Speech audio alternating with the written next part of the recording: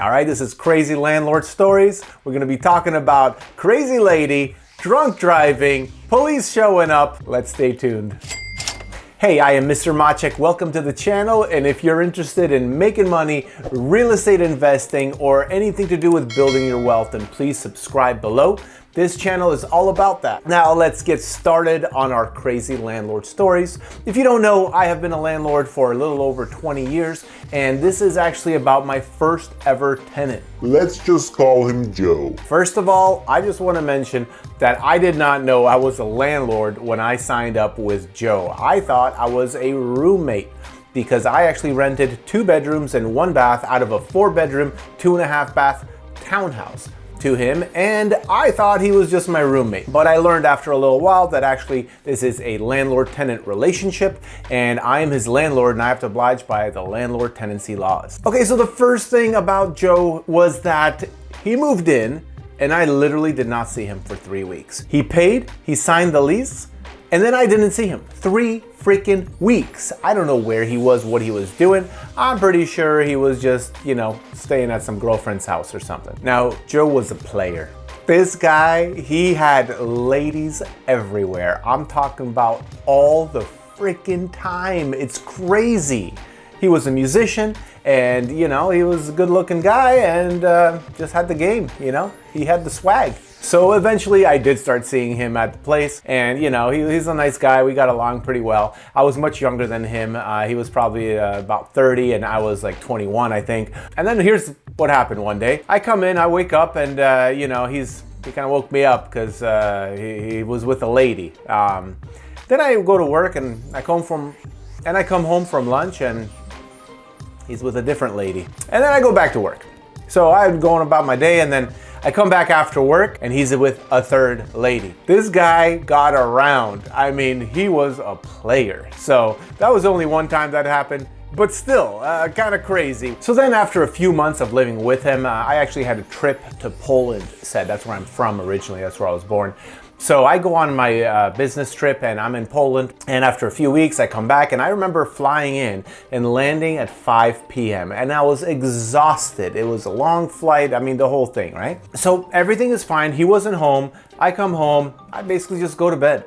And I wake up 12 hours later to a Cadillac horn beeping down as loud as those Cadillac horns get. Yes, it was startling, but what was more concerning was that this was actually a townhouse. I had neighbors. My building had 4 units to it. I had neighbors across the street and over here, and they all knew me. And there's a person in a Cadillac in front of my unit laying down the horn. And I'm like, what the heck is going on here? So being a townhouse, all the bedrooms were upstairs, so I actually got to go and just look out the window, and I see some female laying down the horn. I don't know what's going on, kind of parked crooked in the parking spot right in front. I don't know what's going on. I go wake up Joe and I'm like, Joe, do you know who this is? What's going on? And he looks out the window, he says, oh no.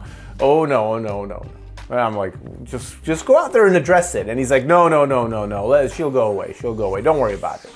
I'm like, don't worry about it, I'm gonna have neighbors, I'm gonna get fined in this community, these people are gonna hate me, I'm a little concerned, right? So I eventually decide to go out there and confront this person in the car laying down the horn in a Cadillac for like literally 5 minutes at this point in time. And as I approach, she just doesn't look at me. She just keeps laying down the horn because she's not interested in talking to me. She's interested in talking to Joe. And Joe is not interested in talking to her. So with just a little bit of persuasion, Joe comes out, and as soon as he does, she comes out of that car and literally attacks the guy. I don't know what you would call this, but I would call it assault, because she just went after him and started punching him in the face, literally.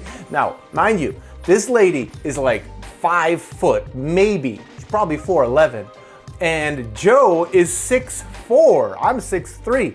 He's even taller than me, and he's built really well. So a couple punches here, couple kicks there, and next thing you know, he's kind of had enough of it, of being the punching bag for little crazy lady. And there comes a moment where he pushes her away.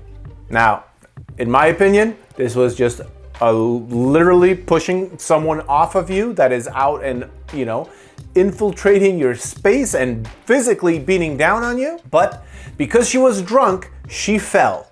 And she fell backwards, didn't hit her head or anything, she just fell to the ground. Nothing big happened. Well, I asked her to leave, she wouldn't. I asked her to leave again, she wouldn't. And eventually, she sees the lights from the cops coming. So what does she do? She runs into the car, turns it on, starts backing out.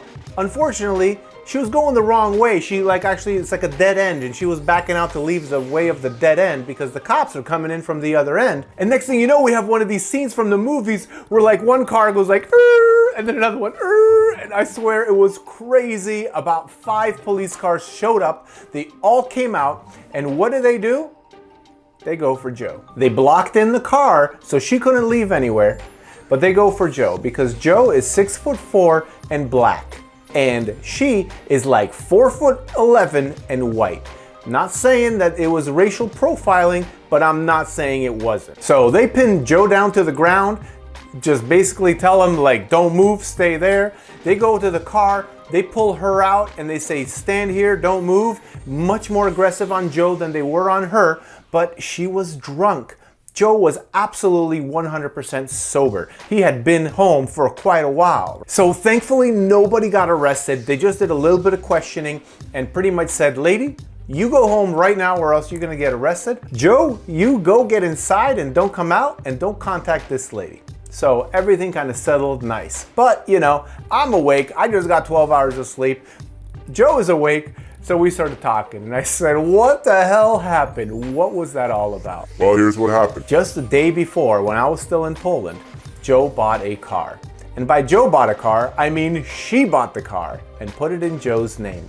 And then as soon as the registration was signed and he paid all the taxes and the bills and everything like that, he dumped her. So rightfully she was pissed, decided to go out drinking, and then, knew where we lived, so she came over and decided to pop up. Thankfully, they actually did not talk after that. There was no more big scenes, but Joe ended up with a free car. She ended up going home and not getting arrested, and I just ended up having a good story to tell you about 20 years later. Now, I just want to mention, if you're thinking about becoming a landlord, this is not how it goes. I have literally had over 400 tenants, and this is the only example of this crazy of a story.